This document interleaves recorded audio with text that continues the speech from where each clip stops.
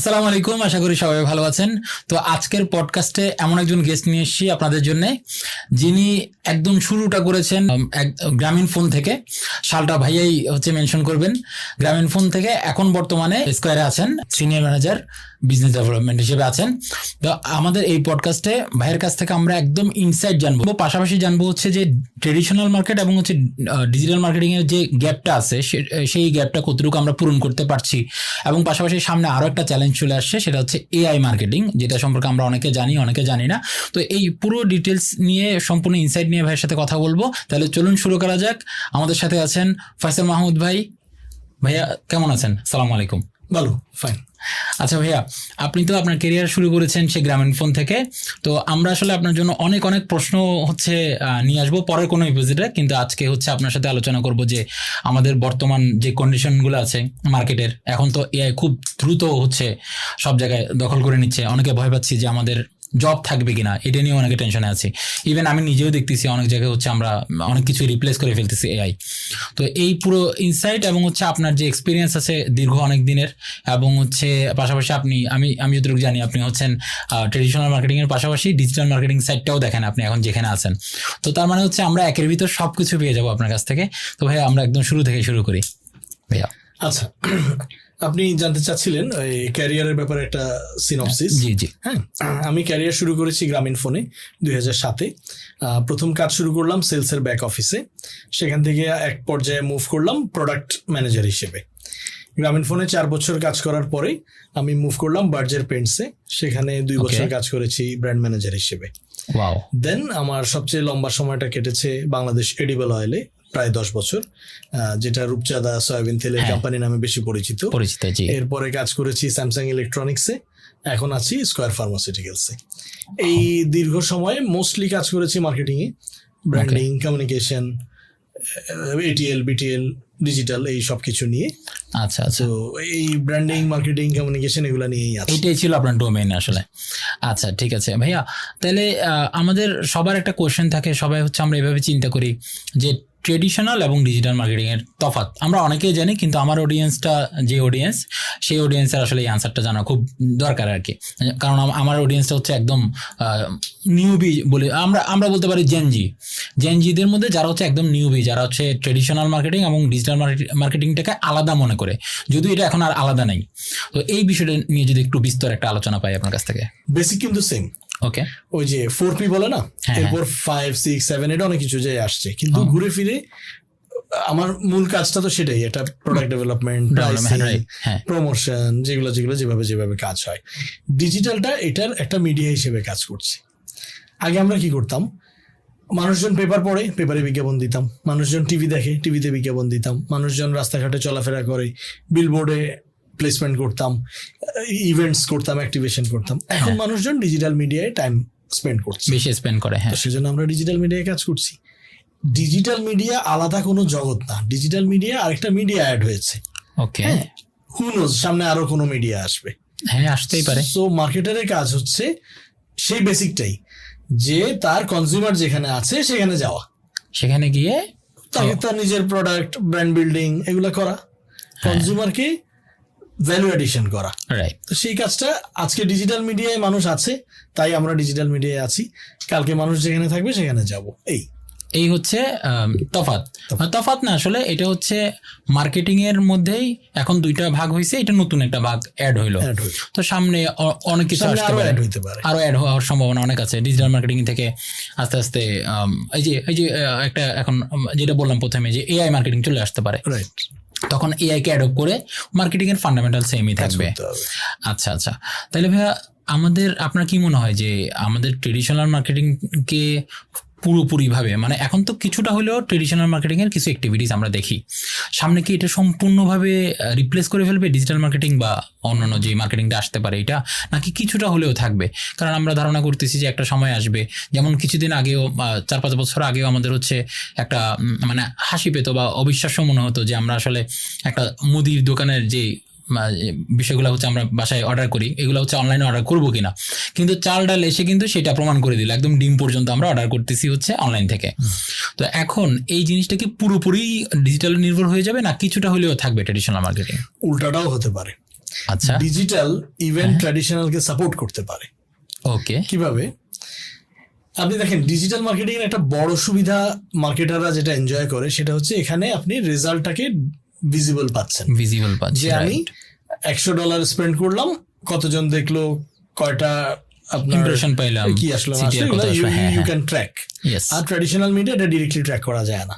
আপনি টিভিতে বিজ্ঞাপন দিয়েছেন, কয়জন দেখেছে, we don't know. TRP it's a very indicative thing. তারপরে নিউজ পেপারে বিজ্ঞাপন দিয়েছেন, কয়জন পড়েছে, উই ডোন্ট নো। এটার কারণে অনেকে ডিজিটাল মিডিয়া অ্যাডিশনাল ফোকাস দিত। পাশাপাশি যেহেতু মানুষজন ডিজিটাল মিডিয়ায় আছে, কনজিউমাররা, সেজন্য ডিজিটাল মিডিয়ায় ফোকাস দিত।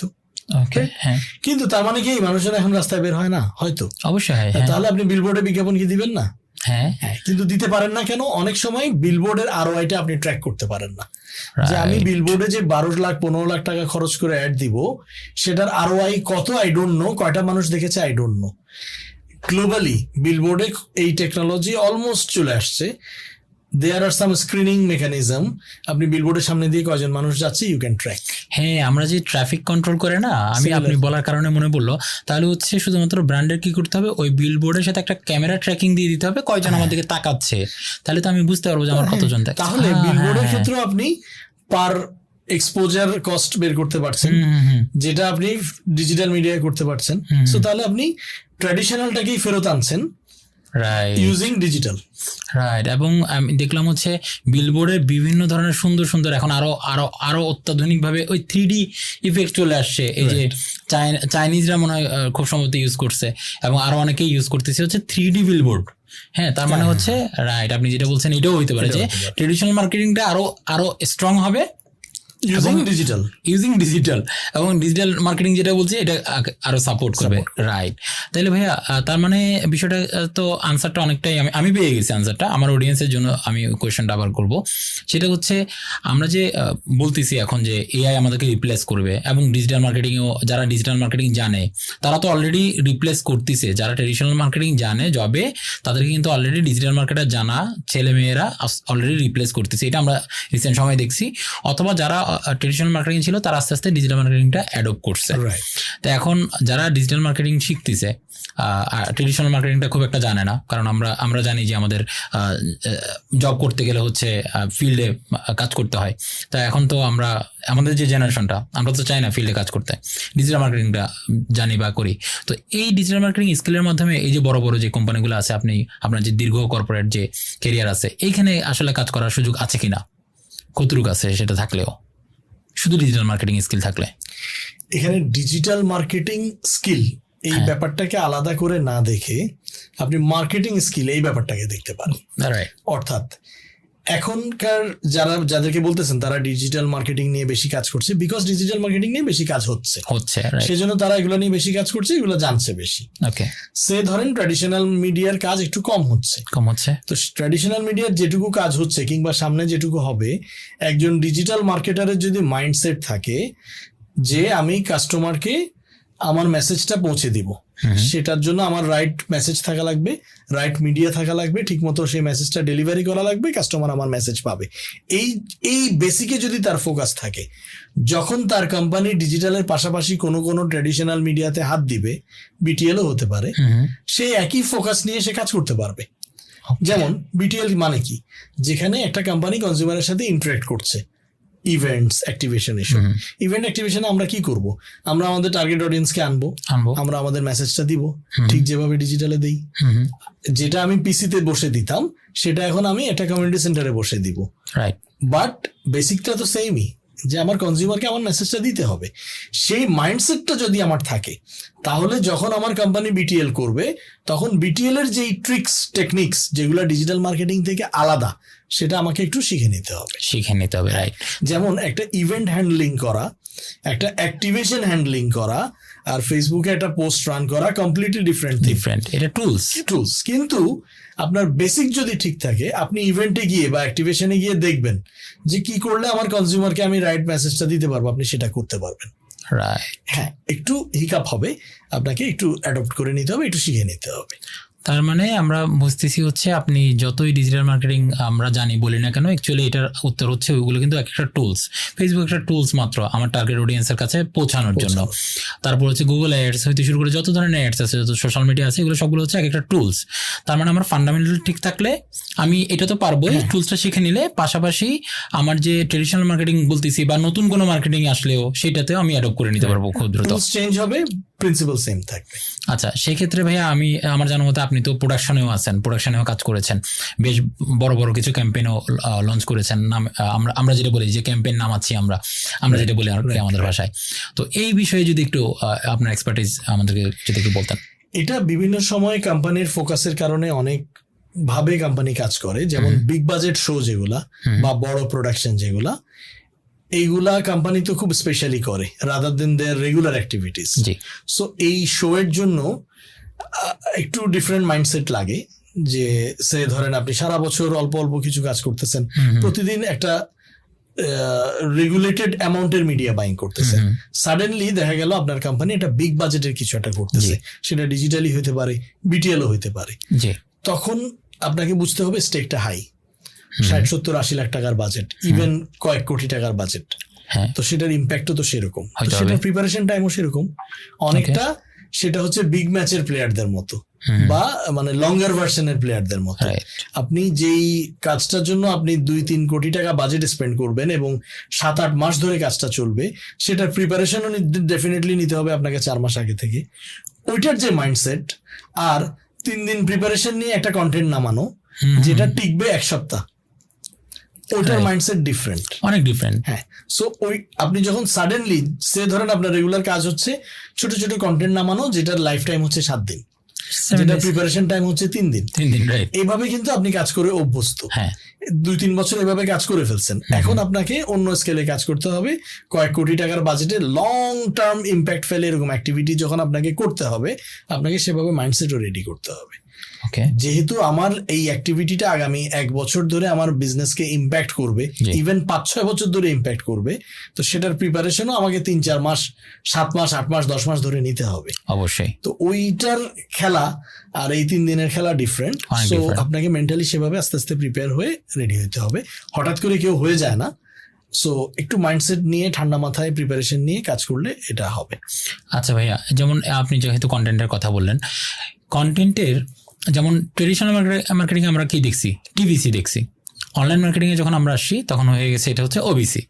তো এই টিভিসি এবং ওবিসির মধ্যে বেসিক পার্থক্যটা কি? আমি জানি অনেকে আনসারটা জানে, কিন্তু আপনার কাছ থেকে একদম যাতে হচ্ছে আমাদের বেসিক ক্লিয়ার হয়ে যায়, কারণ আমি বলা বা অন্য কেউ বলা আর আপনি বলা অনেক তফাৎ থাকে।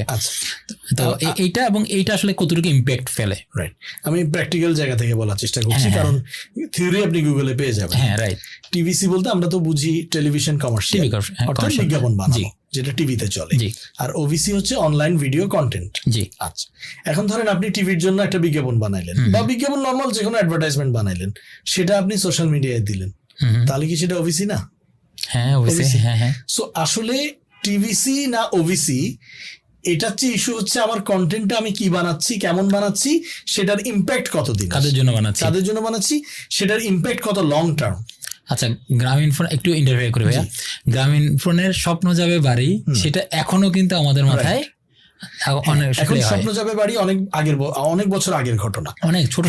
এখন ধরেন অন্য একটা ব্র্যান্ড, অন্য একটা কোম্পানি চিন্তা করলো আমি এমন একটা ক্যাম্পেইন নামাবো যেটা আমার নেক্সট 10 বছর ধরে চলবে। হয়তো সেটা আমি ডিজিটালি লঞ্চ করবো, ডিফারেন্ট ইস্যু।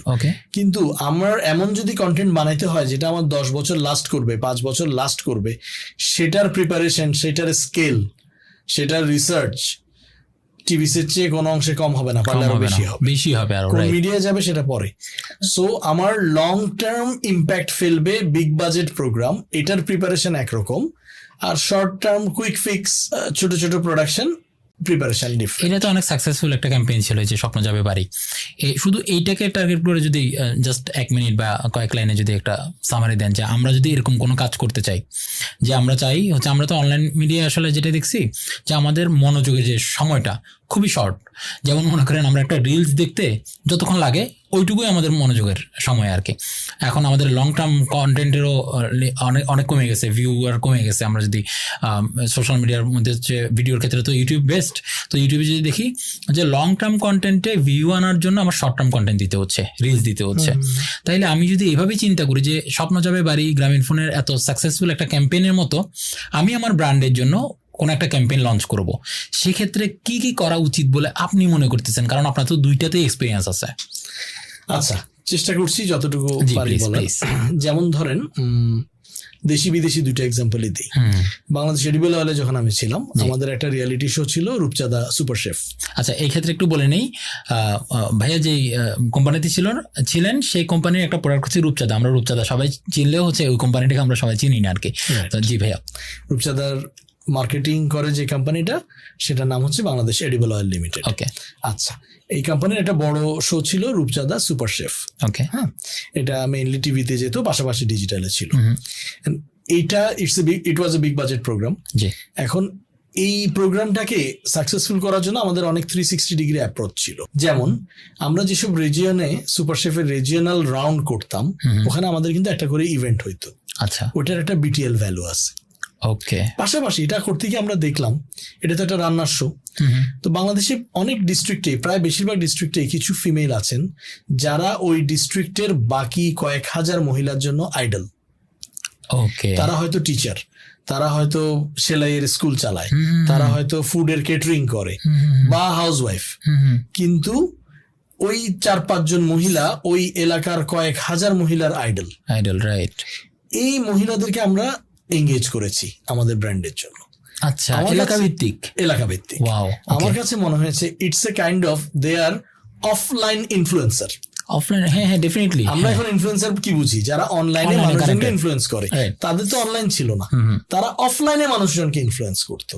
ওয়াও, ওকে। তো এইভাবে আমাদের শোটা তো একটা শো ছিল, যেটা টিভির জন্য একটা কন্টেন্ট ছিল। জি, সেটার জন্য আমরা ফার্স্টে কি করলাম, রিজিওনাল রাউন্ডে আমরা বিটিএল অ্যাক্টিভিটি করলাম। তাহলে আমার শোতে আরেকটা লেগ বাড়লো বিটিএল। এরপরে যখন আমরা সেই বিটিএল করতে গিয়ে ওইসব ইনফ্লুয়েন্সিয়াল মানুষজনের সাথে পরিচিত হলাম এবং তাদেরকে এঙ্গেজ করলাম আমার ব্র্যান্ডের সাথে, তখন আমার কাজের কিন্তু আরেকটা লেগ বের হয়ে গেল। তো এভাবেই কিন্তু জিনিসটা ইভলভ করে। আপনি একটা কাজ করবেন, সেটার সাথে আরেকটা লেগ আসবে, আরেকটা লেগ আসবে, তখন জিনিসটা একটা ওয়াইড স্প্রেড 360 ডিগ্রি বেনিফিট আপনি পাবেন। রাইট, হ্যাঁ, আমি অনেকগুলো চ্যানেল পেয়ে গেলাম। একই সাথে আপনার রিলস হবে, টিভির জন্য 40 মিনিটের এপিসোড হবে, রিজিওনাল রাউন্ড হবে, রাইট। সেখানে আপনি ওয়ার্ড অফ মাউথ ইউজ করার জন্য কিছু ইনফ্লুয়েন্সার পাবেন, অনেকগুলো কাজ একসাথে হবে। এবং যাদেরকে আমরা এই এলাকা ভিত্তিক যেসব ইনফ্লুয়েন্সার, আপনি যাদেরকে বললেন যে অফলাইন ইনফ্লুয়েন্সার যারা, তাদের ওই কন্টেন্টগুলো নিয়ে যদি আমি ওই এলাকাকে টার্গেট করে অ্যাড রান করি, মানে ডিজিটাল মিডিয়াকে ইউজ করি, তার মানে আমি তো এটা আরো বেশি এনগেজ করতে পারলাম। বিটিএলও করতে পারি। রাইট, মার্কেটিংয়েরদের একটা রেসপন্সিবিলিটিও আছে। আপনি কনজিউমারদের লাইফে ভ্যালু অ্যাড করবেন, সেই ভ্যালু অ্যাডটা আপনাকে করতে হবে, কনজিউমার এসে চেয়ে নিবে না, করবে না। হ্যাঁ, যেমন ধরেন আপনি নেটফ্লিক্সে এখন কপিল শো যেটা পাচ্ছেন, ওটা কিন্তু 1 ঘন্টার এপিসোড। আমরা বলি না মানুষজন 30 সেকেন্ডের বেশি স্ক্রিনে থাকে না, 5 সেকেন্ডের বেশি করলে স্ক্রল করলে চলে যায়। তো 1 ঘন্টার এপিসোড এই যুগে নাবে কিভাবে? দ্যাট মিনস একদিকে যেমন আপনার প্রচন্ড এক্সাইটিং 10 সেকেন্ডের কন্টেন্ট হচ্ছে, তেমনি ভাবে রিল্যাক্সিং 1 ঘন্টার কন্টেন্টও হচ্ছে, এবং সেই কন্টেন্ট সেলও হচ্ছে, মানুষজন সেটা খাচ্ছে। যদি আপনি ঠিক মতো বানাইতে পারেন এবং যদি আপনি কনজিউমারের কাছে ভ্যালু অ্যাড করতে পারেন। আমরা তো অনেক বেশি ফ্রাস্ট্রেটেড থাকি, অনেক বেশি আপসেট থাকি, সেই জায়গায় কপিল শর্মা শো হচ্ছে ভ্যালু অ্যাড করতেছে, যার কারণে ওই শর্ট টার্ম এখানে আর খাটতেছে না। এবং আপনি দেখেন ওই যে ফ্যাশন ফিরে আসে বলে না, কনজিউমাররা যেমন 3 সেকেন্ডের কন্টেন্ট চায়, সেই একই কনজিউমার আবার 1 ঘন্টা রিল্যাক্সও করতে চায়। সবাই না, সব সময় না, কিন্তু নিড আছে। মার্কেটিয়ার যদি সেটা ঠিক মতো ডিজাইন করতে পারে, ক্রাফট করতে পারে, কনজিউমার কাছে খুব পৌঁছায় দিতে পারে, কনজিউমার 1 ঘন্টার কন্টেন্টও দেখবে। মানে হচ্ছে মার্কেটিয়ারের যে কাজটা করতে হবে, যে অনেকগুলো চ্যানেল থাকবে, সেই চ্যানেলগুলা কোনোটা একটু মনে করেন ডিজিটাল মিডিয়া বা ট্র্যাডিশনাল মিডিয়া, এরকম আরো আদার যেগুলো আছে, যেটা বললেন বিটিএল, এবং এই কোনোটাতে একটু রেজাল্ট বেশি আসবে, কোনোটাতে কম আসবে। এটা হচ্ছে সময় হিসেবে। মনে করেন আজকে এই 10 বছরে হচ্ছে ডিজিটাল মিডিয়ার অনেক বেশি প্রভাব ছিল, আস্তে আস্তে ট্রেডিশনাল মিডিয়াতে চলে যাবে, তখন আবার ওইটা একটু প্রভাব থাকবে, এরকম মানে ওঠানামা করবে। এবং মার্কেটিয়ারকে সেটা বুঝে সেই অনুযায়ী ভ্যালু অ্যাড করতে হবে আমাদের কনজিউমারের লাইফে। তাহলে চান্স আর একটু বলে ফেলি প্লিজ। যেমন ধরেন আপনি ফেসবুকে 2টা কন্টেন্ট বুস্ট করতেছেন, একটা স্ট্যাটিক, একটা ডাইনামিক। জি এখন আপনার দুইটার ক্ষেত্রেই আপনার টার্গেট হচ্ছে এক্সপোজার বেশি পাওয়া, জি রিচ অবশ্যই right. বেশি পাওয়া।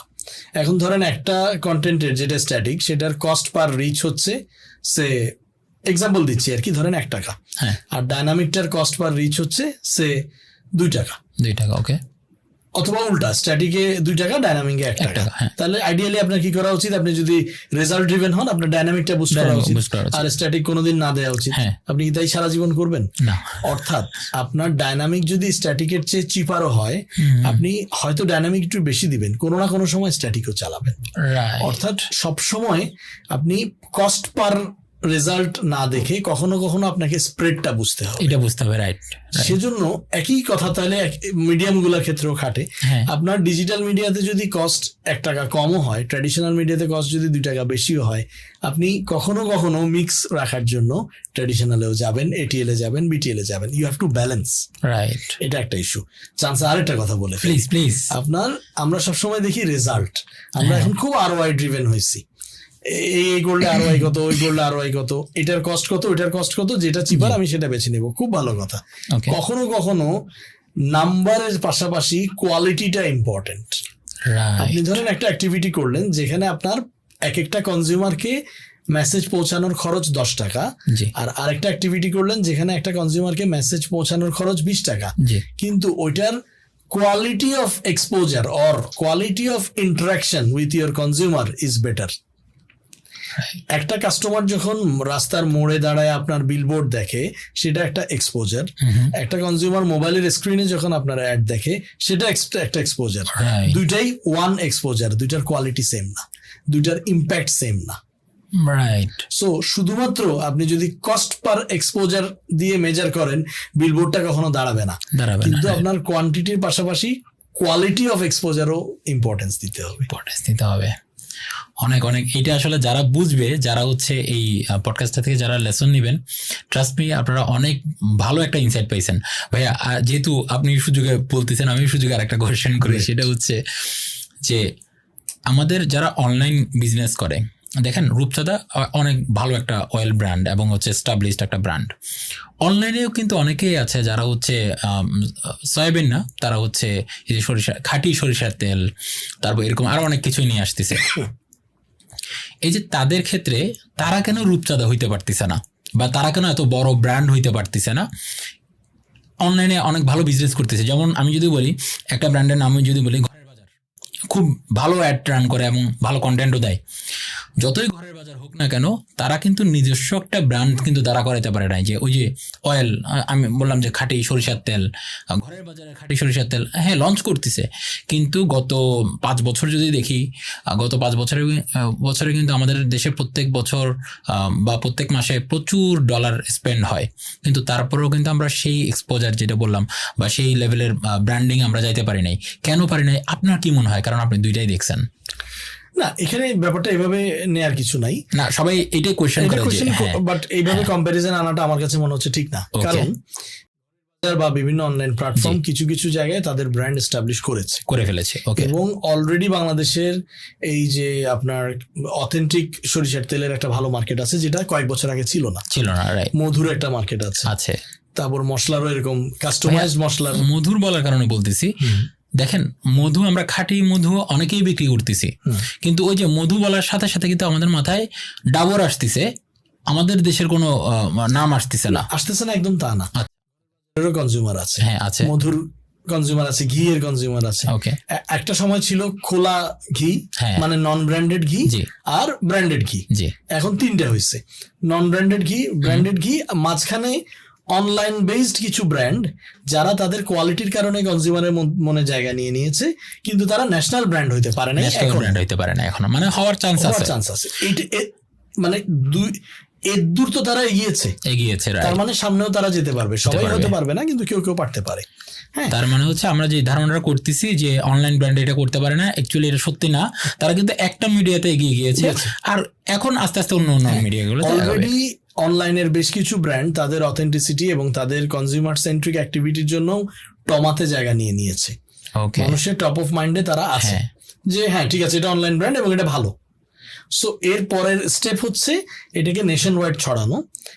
এর জন্য আবার একটু অফলাইনে আসতে হবে, কারণ এখনো বাংলাদেশে এফএমসিজির মানে রাফ কাট বললে 90%-এর উপরে তো আপনার ট্র্যাডিশনালি সেল হয়। জি, হ্যাঁ, বিভিন্ন প্রোডাক্ট ভেদে একটু পার্সেন্টেজটা কম বেশি হবে। সো অনলাইন ব্র্যান্ডদের তারা যদি রাইট ওয়েতে প্রোডাক্ট ডেভেলপমেন্টটা করতে পারে, তাহলে তারা আস্তে আস্তে অফলাইনে আসবে, ন্যাশনাল ব্র্যান্ড হয়ে যাবে, ন্যাশনাল ব্র্যান্ড হয়ে যেতে পারে।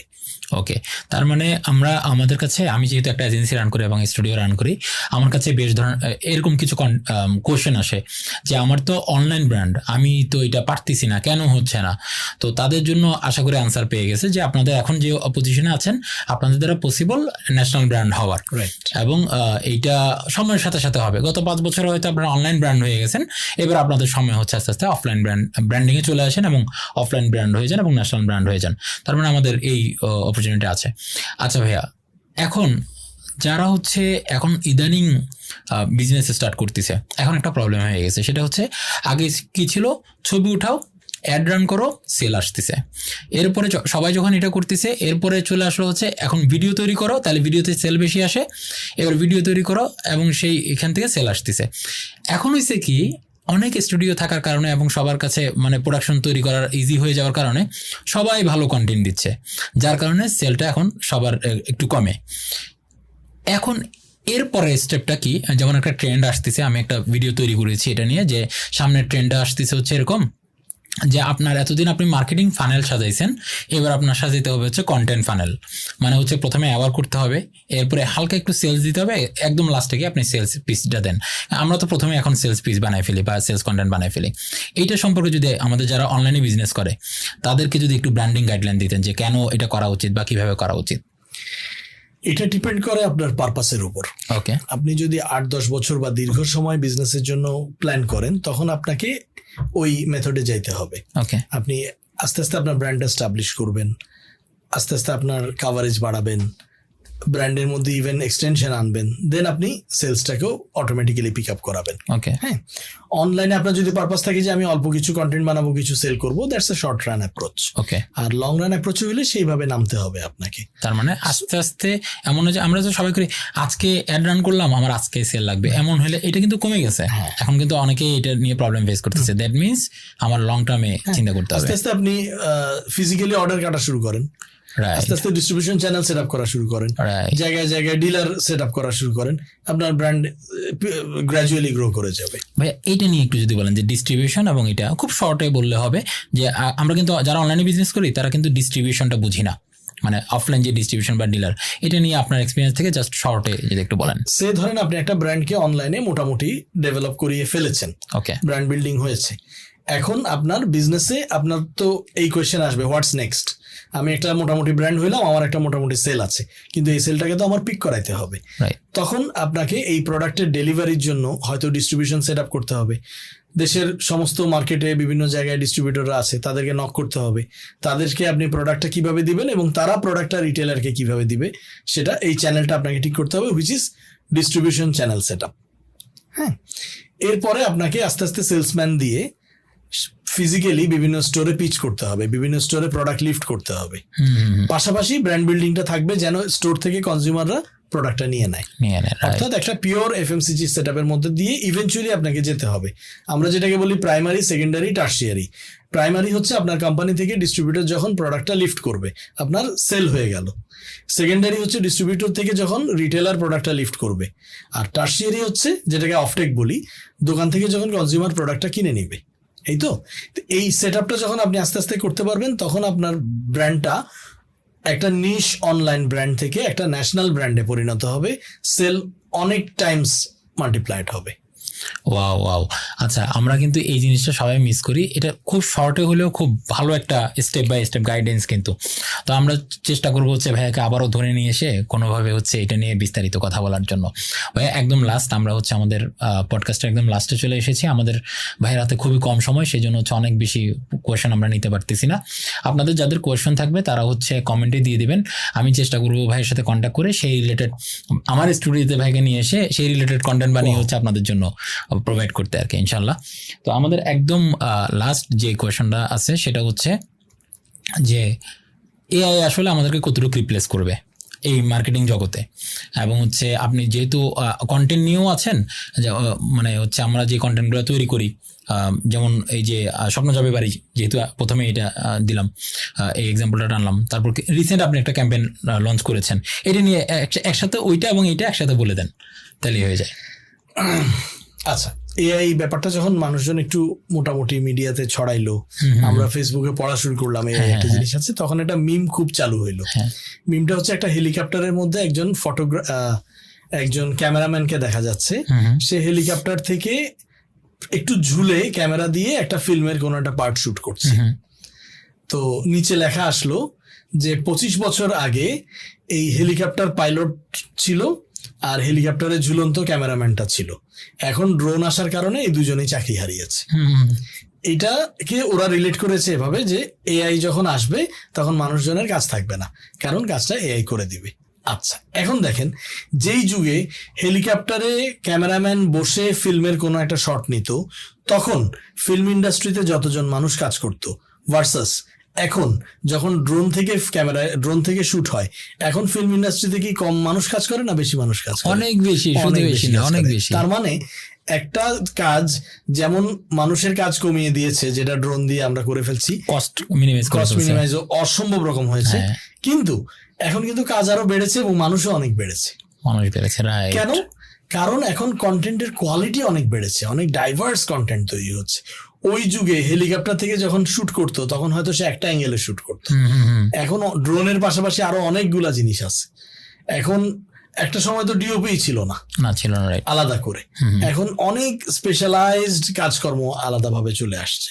সো আপনার এআই যখন আসবে তখন দেখবেন এআই এর কারণে আমাদের কন্টেন্টের কোয়ালিটি বাড়বে, কোয়ান্টিটি বাড়বে, কাজ বাড়বে। আচ্ছা, রিসেন্ট একটা অ্যাডও দেখেছি, সেটা হচ্ছে অনেক বড় একটা ব্র্যান্ড, তারা হচ্ছে এআই এবং হচ্ছে রিয়েল ফুটেজ, রিয়েল শট এবং হচ্ছে এআই দুইটাকে কম্বাইন করে খুবই সুন্দর একটা অ্যাড তৈরি করেছে। তার মানে হচ্ছে অ্যাকচুয়ালি এইটাই হবে, দুইটা কম্বিনেশনে সুন্দর হবে, কিংবা এআইটাকে আরো বেটার ইউজ করা হবে, আমরা আরো বেশি বেশি কন্টেন্ট পাবো, ভালো ভালো কন্টেন্ট পাবো, এবং মানুষজন আরো ডিফারেন্ট টাইপ অফ রোলে এঙ্গেজ হবে। এআই যে কাজটা করছে বা করবে, যেটা কিছুদিন আগে মানুষ করতো, অবশ্যই সেই কাজটা আর মানুষ করবে না, সেটা এআই করবে। মানুষ অন্য আরো কিছু কাজ করবে, এটাকে আরো ফাইন টিউন করার জন্য ডিফারেন্ট কাজ করবে, যেটা আমরা এখন ভাবতেই পারছি। আমি তো 7 বছর আগে জানতাম না যে আমি আজকে এই পর্যায়ে আসবো, সো আমি এখন জানি না 7 বছর পরে আমি কোথায় যাবো। সো এআই যখন আসছে, আগামী 8-10 বছরে যে ইন্ডাস্ট্রিটা কই যাবে, কাজকর্ম কি হবে না হবে, একসময় বাংলাদেশে অনেক কিছু ছিল না, এখন আছে, আরো অনেক কিছু আসবে যেটা এখন নাই, আমরা জানিই না।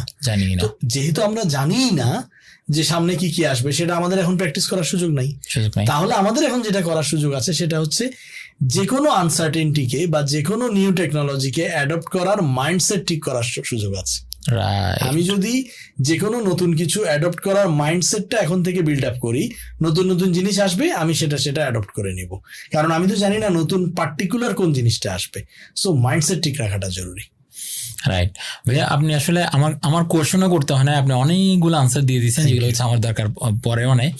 আচ্ছা ভাইয়া, লাস্ট কোয়েশন এটা নিয়ে আমরা শেষ করব। ভাইয়া, আমি মার্কেটিংয়ে কেরিয়ার করতে চাই, এটার জন্য আমার এখন কি করতে হবে? এটা কমন কোয়েশ্চেন, আপনি যেহেতু এই সেক্টরে আছেন, এটা আপনার জন্য কমন কোয়েশ্চেন, সবাই করে আপনাকে, তো এটার জন্য কমন কোয়েশ্চেন, এইটার আনসার কমন ভাবেই দেন যাতে হচ্ছে। মার্কেটিং তো একটা ড্রিম অনেকের কাছে, আমার কাছেও ছিল, আছে। তো যখনই আমরা পার্টিকুলার কোনো একটা ড্রিমের পেছনে কাজ করব বা কোনো একটা ড্রিম ফুলফিল করার চেষ্টা করব, আমাকে প্রিপারেশন নিতে হবে যে আমাকে কিছু এক্সট্রা প্যারা নিতে হবে। যেমন আমি মার্কেটিং এর টুলস টেকনিক্স গুলো শিখলাম, তারপর কোনো অর্গানাইজেশনের সাথে কাজ করা শুরু করলাম, সেগুলো আস্তে আস্তে অ্যাডপ্ট করলাম, স্লোলি আমি গ্রো করা শুরু করলাম, একটা পর্যায়ে আমি সাকসেস পাবো। সাকসেসটা 5 বছরে পাবো না 15 বছরে পাবো, আই এম নট শিওর না। সো আমি বাই এনি চান্স যদি কোনো কারণে সাকসেস 5 বছরে না আসে, দেখা গেল অন্যান্য সেক্টরে আমার কোনো ফ্রেন্ড ভালো করছে, এই ব্র্যান্ডিং সেক্টরে এসে আমি হয়তো আমার ওই ফ্রেন্ডের মতো গ্রো করতে পারছি না, ফ্রাস্ট্রেশন তো আসবে, কিন্তু প্রেশার নেওয়ার কিছু নাই। আমরা যদি আমাদের ড্রিমের জন্য ড্রিমের পেছনে থাকতে পারি এবং নিজের ড্রিমটাকে ব্যাকআপ দিতে পারি, সাকসেস এক সময় আসবে ইনশাআল্লাহ। সে পার্টিকুলার কেউ একজন আমার চেয়ে কুইকলি কিছু স্টেপ এগিয়ে গেল, আমি একটু পিছিয়ে গেলাম, বাট আমি যদি কন্টিনিউ করি, কনসিস্টেন্ট থাকি, একটু প্যারা নেয়ার মেন্টাল প্রিপারেশন থাকে, একটা সময় আমি ক্যাচ আপ করবো। হ্যাঁ, এটা আমি একটা এক্সাম্পল সবসময় দিই। মার্কেটিংয়ে আমাদের প্রফেশনটা কি, প্রথমে আমরা কোনো না কোনো একটা ব্র্যান্ডের সাথে কাজ করা শুরু করি। তখন আমাদের ডেজিগনেশন কি থাকে?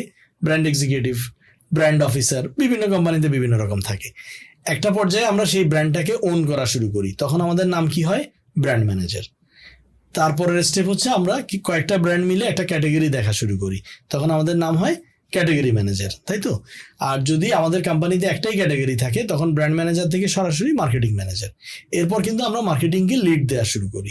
আমাদের ডেজিগনেশন তখন কি হয়? মার্কেটিং ম্যানেজার হয়, অথবা হেড অফ মার্কেটিং হয়, ডাইরেক্টর মার্কেটিং হয়, ডিজিএম মার্কেটিং হয়, জিএম মার্কেটিং হয়। একই কথা ধরে ভাই, মার্কেটিং ফাংশনটা লিড করি তো। এখন আমার যদি ব্র্যান্ড ম্যানেজার হতে 6 বছর লেগে যায় ভার্সেস আমার একটা ফ্রেন্ড ব্র্যান্ড ম্যানেজার হয়ে গেল 3 বছরে, বেশি একটা চাপ নেই, আর কিছু নাই। কারণ আমার ব্র্যান্ড ম্যানেজারের পরের স্টেপটাই তো ক্যাটাগরি ম্যানেজার, তারপরের স্টেপ হচ্ছে মার্কেটিং লিড করা। 3টা বা 4টা স্টেপ, এর বেশি কিছু না। সো সেই টপে যখন আমি চলে যাবো, অর্থাৎ আমি সিএমও হয়ে যাব বা হেড অফ মার্কেটিং হয়ে যাব, সেটা আমি 32 বছরে হতে পারি, 40 বছরে হতে পারি, 42 বছরে হতে পারি, ডিপেন্ডিং অন মেনি সিচুয়েশনস। এখন সেটা তো we can't control. We can not take good or bad decision, we can take right or wrong decision. আমি যদি রাইট ডিসিশনটা নেই, সেই ডিসিশনের পথে আমি থাকি, ইনশাল্লাহ আগে হোক পরে হোক আমরা সাকসেসফুল হব। এই সাকসেসের মজা কমপ্লিটলি ডিফারেন্ট দেন মানে সাডেন সাকসেস কিংবা লাকি উইথ, মানে হঠাৎ করে চান্সে নিজে একটা জিনিসের পিছনে লেগে থেকে নিজেকে ডেভেলপ করে আর্ন করা সাকসেস, এটার মজা বেটার। আমরা তো অনেক সময় বলি না যে হঠাৎ করে তুমি সাকসেস হয়ে গেছো বা পেয়ে গেছো, তার মানে হচ্ছে আগের যে পরিশ্রমের যে স্টেপগুলো আছে এগুলো কিন্তু তুমি মিস করে গেছো। কোনো কারণে যদি কোনো সমস্যা হয় তাহলে কিন্তু তুমি আবার গ্রাউন্ডে, তুমি কিন্তু এটা আবার তখন পার করে আসতে হবে। আর যদি তুমি লাক ভালো থাকে এবং স্টাবলিশড হয়ে যেতে পারো তাহলে তো আলহামদুলিল্লাহ। আচ্ছা ভাইয়া, আপনার সবার জন্য অবগতির জন্য জানাচ্ছি, ভাইয়ের কিন্তু একটা বই আছে। ভাইয়া বইটা সম্পর্কে একটু বলেন, আমরা চাই ওই বইটা সবাই পড়ুক, আমার অডিয়েন্স পড়ুক, কারণ অনেক কিছু শেখার আছে। ভাইয়াকে আমি চিনি হচ্ছে সেই 2021 থেকেই, বই পাবলিশ করার আগ মুহূর্তে থেকে আর কি। আমি একটা সেশনে ছিলাম, সেই সেশনটা হচ্ছে একজন ডিজিটাল মার্কেটার একজন বড় ভাই নিয়েছিলেন, এবং সেই সেশনে হচ্ছে ভাইয়াকে ইনভাইট করা হয়েছিল এবং ভাইয়া এসেছিলেন আর কি। তো ভাইয়া আপনার ওই বইটার সম্পর্কে একটু সামারিজ দেন, এবং হচ্ছে আমি সবাইকে সাজেস্ট করবো ভাইয়ার পেজের নামটা বলে দেন, ওইখানে যাই কন্টেন্ট দেন যাতে হচ্ছে আপনার সাথে কানেক্ট হয়ে যেতে পারে। আচ্ছা, একটাই বলি, বইটার নাম হচ্ছে few pebbles from the ocean of FMCG marketing. অর্থাৎ এফএমসিজির সেক্টরে কাজ করতে গিয়ে আমি যা যা শিখেছি সেইগুলা বইয়ে লেখার চেষ্টা করেছি। ওকে, এবং এখানে কোনো থিওরি নেই, যেটুকু আমি কাজের মাধ্যমে প্র্যাকটিক্যালি দেখেছি ওটুকু লিখেছি। থিওরিটা যারা পড়বে তাদেরকে নিজের টেক্সট বুক থেকে অথবা অনলাইন থেকে শিখে নিতে হবে। চ্যাটজিপিটি আছে, থিওরি পড়তে হবে, ওখান থেকে পড়ে নাও। গেল। আর পেজ ফুড নস্টালজিয়া নামে একটা পেজ রিসেন্টলি চালু করেছি, যেখানে ফুড নিয়ে আমাদের যে নস্টালজিক স্টোরিগুলো থাকে সেগুলা তুলে আনার চেষ্টা করছি। ভাইয়া আপনার যে এক্সপিরিয়েন্স আছে আমরা চাইবো হচ্ছে আপনার পার্সোনাল ব্র্যান্ডিং এর জন্য হোক বা আপনার ফুড নস্টালজি ওখানেই দেন, বিভিন্ন এক্সাম্পল টেনে আমাদের আজকে এই যে পডকাস্টে এতগুলো বিষয় শিখিয়েছেন। আমি জানি এর পরে অনেক টপিক আছে যেগুলো কভার করা পসিবল। তো আমরা চাইবো যে আপনি ওইখানেই কন্টেন্টগুলো দেন বা ওই ফুডের সাথে রিলেটেড করেন বা কানেক্ট করে আপনি এই এক্সাম্পলগুলো টেনে নিয়ে আসেন। এটা ডিপেন্ড করবে টাইম টু টাইম। ঠিক আছে, আপনাদের যদি কারো কোনো কোয়েশ্চেন থাকে বা যে কোনো কোয়েশ্চেন, আপনার অনলাইন বিজনেস হোক আপনার অফলাইন বিজনেস হোক, যে কোনো বিজনেসের যদি কোনো কোয়েশ্চেন থাকে সেটা হচ্ছে কমেন্ট বক্সে জানিয়ে দেন। ওই যে প্রথমে বললাম ভাইয়াকে ধরে নিয়ে এসে আমি কন্টেন্ট তৈরি করবো, অথবা ভাইয়ার একটা অনলাইন সেশনও আমরা করতে পারি ইনশাল্লাহ। তো ভাইয়া আমাদেরকে সময় দেওয়ার জন্য অনেক অনেক অনেক থ্যাংক ইউ। আমরা চাইবো হচ্ছে আপনি আবারও আসেন আমাদের এই পডকাস্টে। তো আজকের মতো এখানে শেষ করলাম। আল্লাহ হাফিজ, ভালো থাকবেন সবাই, আসসালামু আলাইকুম, টেক কেয়ার।